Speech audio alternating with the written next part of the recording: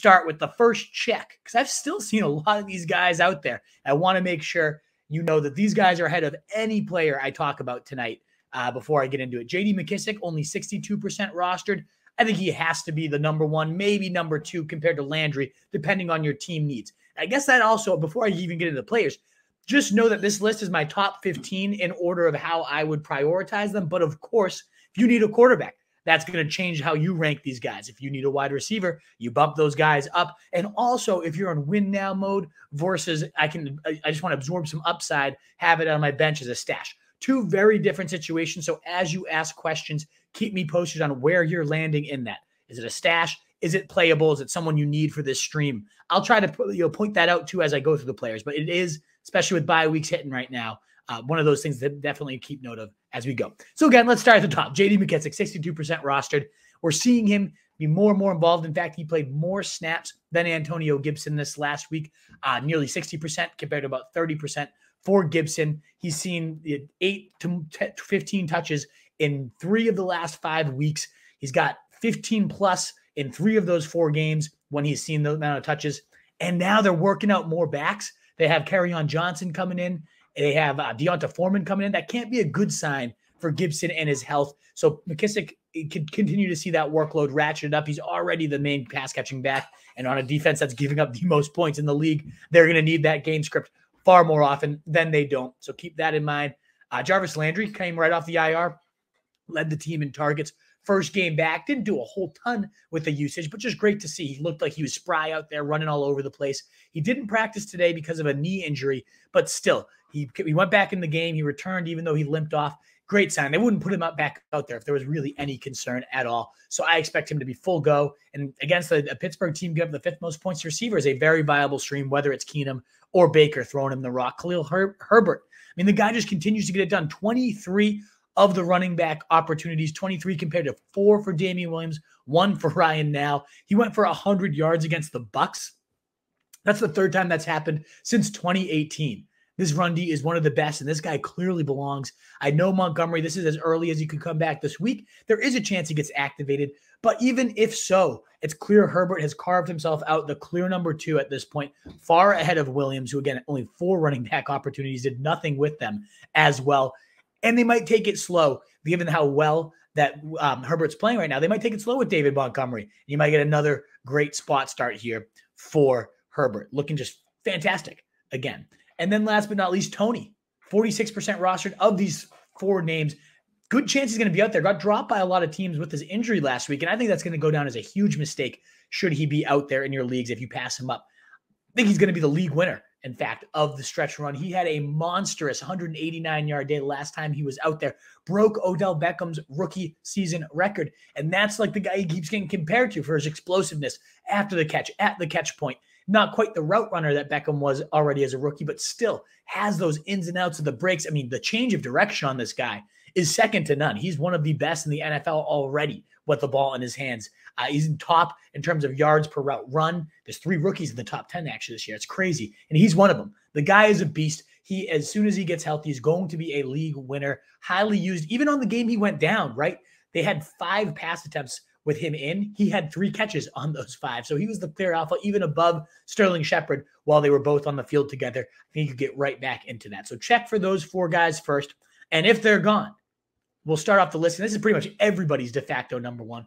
Okay, guys, thumbs up. Help us get out to more people. Get your questions in. Only 4 questions so far. Come on, guys. Let me know how I can help you out, what I can do for you tonight. Kenny Gainwell, the number 1 on every list so far this week, 23% rostered. I think you got to go 25, maybe even 30% fab on him if you want to get him. And I'm going to actually say I'm a little wary of blowing that much. I think, yeah, especially if you need a week 8 stream coming up here. He gets Detroit. I mean, he's going to be the featured back against Detroit. What better spot than the team giving up the 2nd most points to running backs right now? Makes him a definite priority because of that sense, but also Miles Sanders labeled week to week. He was carted off. I expect him to miss. I'm guessing he's going to go on the short-term IR at minimum here. And after that point on, this is why I wouldn't blow the money completely. We had Boston Scott, and we'll talk about him. Why don't we talk about both Eagles running backs together?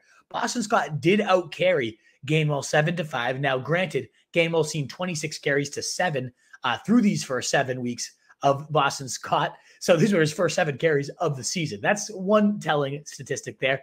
We've also seen through the game, Gainwell outsnapped him 35-23 after the first 12 snaps when Miles Sanders got knocked out. He had a season-high 23.5% target share, definitely in the positive game script, but that's happened a lot with the Eagles, a bad defense and a bad offense overall that they just get down and they start to pepper this guy. He did end up with, I believe it was 4 catches. Yep, 4 catches, 41 yards through the air, including a score in addition to 20 yards on the ground. Just a much better play.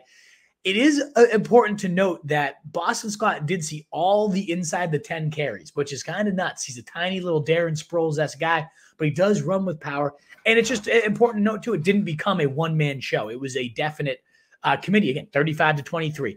Yes, that favored Gainwell, but it's not like you're getting an every down, all the valuable work's going to him. A lot of the receiving work shall go to him. We know Scott can also catch the ball quite well out of the backfield. So this is why I'm not going to go below my load completely, but I do think it's worth it if you need the running back. If you lost Miles Sanders and you're desperate at running back, certainly worth the upside stab. And there's not going to be this many more upside types of backs to emerge there. So I have him at number 1. I have Boston Scott at number 8.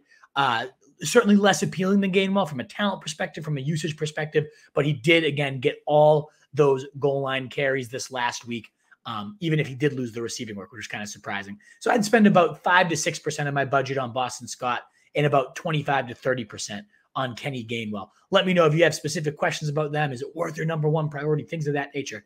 Let me know. Now, this one's risky to blow a high waiver wire total high fab on, but I'm just putting him at number 2 because in terms of sheer league-winning upside, a guy that could actually come in and be a genuine stretch run difference maker, that's Deshaun Watson. And you guys don't need me to argue his case as a football player.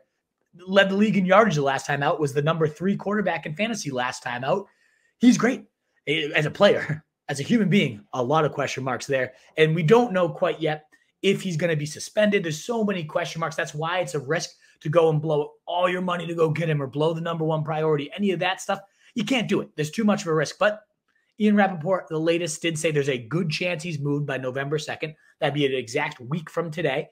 If he's not, cut him. He's not going to play for the Texans. We know that. So you stash him for a week. Let's see what happens. Cut your kicker through this week and see if he gets picked up or traded during this week. Citing league sources, and this would be the highest upside situation in my opinion. Joe Person says Deshaun Watson could go to the Panthers. They're involved and they're expected to continue to be involved in these discussions. I mean, you give him Robbie Anderson, who has been severely underwhelming, but that deep arm of Watson, one of the most accurate deep balls in all of his starting years, every single year by PFF, he's among the top in passer rating and completion percentage and deep yardage.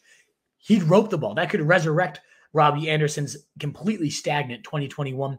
Never mind, you got DJ Moore, Christian McCaffrey, ideally coming off the IR soon. Terrace Marshall hasn't done much as a rookie, but still a very intriguing weapons cabinet to then be in a Joe Brady system. This would be by far the top rumored landing spot. Yes, the Dolphins, okay. I mean, fine. Waddle looks great. Fuller's going to be there, his old boy. So you got some weapons if they're all healthy. That's a big if, though. Not nearly as attractive. Yeah, obviously, Gesicki running wild these days, too, but not nearly as attractive as it would be to go to the Panthers. And then, obviously, the Broncos could be insane. They were rumored early interest this offseason. Maybe that becomes to fruition now. Either way, it's still a huge risk because we don't know if he's going to get traded and then slapped with the suspension, slapped with you can't play on the commissioner's exempt list.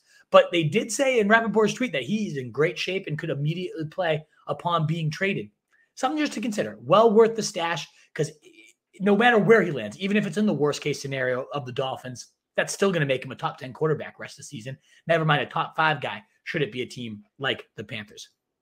Number 3, I can't believe this, but Samaje Perine, 7% rostered. I think he's well worth 7 to 10% of your fab, depending on how needy you are at running back, because he's the ultimate handcuff with benefits, in particular in this week 8. He gets the Jets this week, who have given up the most points to running backs. We just saw him come off 11 rushes, 52 yards, and a score, in addition to a catch for 23 yards.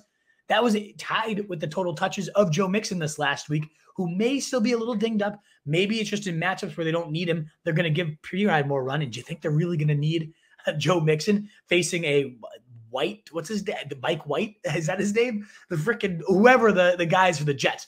The point is they're going to smash them. The Patriots just put up 54 points against the Jets. Never mind what the AFC best Bengals, I can't believe those words are coming out of my mouth, are going to do to them. They've afforded the Jets 36 opportunities, 36 running back touches per game so far, in addition to giving up the most fantasy points per week. That means Perine's going to have a nice, just standalone. You need a streamer this week? This guy's a great bet for another 50-ish to maybe even 80 yards type of day, a touchdown, receiving work. In fact, since he became a Bengal, anytime Perine has seen 11 or more carries, that's happened 3 times, only 3 times, but he's averaged nearly 21 fantasy points per game when he's seen 11 plus carries, 20.8 PPR fantasy points. He scored 4 touchdowns. So when he gets used, he is productive. He gets the job done. And then, of course, you have the ultimate handcuff upside. We know Mixon has a pretty littered injury history here. So, yes, you get the week 8 usability. You also get one of the best handcuffs in fantasy football, because should Mixon go down again, and I would say at best 50-50 shot to make it through the season at this point. We've already seen him deal with one injury. Perine's going to be a low-end RB1 in all those weeks he's out. Definitely one of the top stashes you can make this week, in my opinion. Moving forward, number 4 on my list, T.Y. Hilton, the first receiver I have on here, 36% rostered right now. I think he's well worth your 6 to 8% fab. Maybe even get to the 10% if you really need a wide receiver for this week, because he's expected to play, and he gets the number 1 matchup for wide receivers facing Tennessee, giving up the most points, in particular susceptible to the big play against wide receivers here. Now, granted, he was knocked out last time. He only played 24 snaps. That was half the snaps.